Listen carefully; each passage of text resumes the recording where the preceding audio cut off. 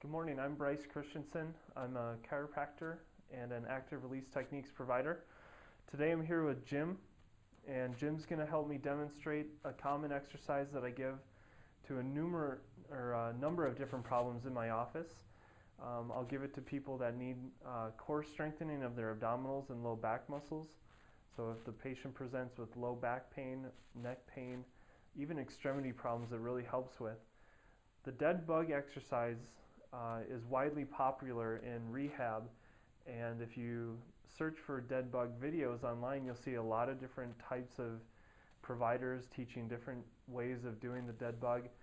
The way I teach it is more of a static type exercise where the patient isn't moving, which really helps develop their endurance in their low back muscles and abdominal muscles. So the way I teach the dead bug is that there's 3 different positions. You only do the position for 2 minutes, and you only do it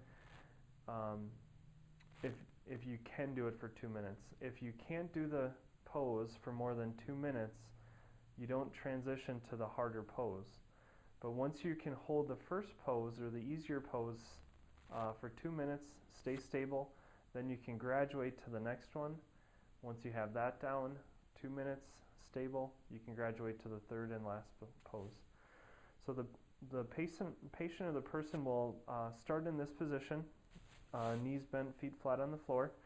The first step is hollowing the core by bringing the belly button towards the spine and bracing your abs. And then the first pose is bringing one arm up overhead, the opposite arm down towards the hip, and you want to have about a 15-degree angle between the surface and the arm. And the straighter the elbows are, the harder it's going to work the abdominals and the lumbar spine muscles. So this is the first pose. Once you can do this on each side for at least 2 minutes, go ahead and switch arms for me. Then we're going to go to the second pose. The second pose is just an add-on to the first one, and the patient is going to straighten the opposite leg of the arm above their head. So go ahead and straighten this leg. You want the leg bones, the femurs, parallel with each other. So this is pose 2. Jim here is pretty strong, so he can do this no problem.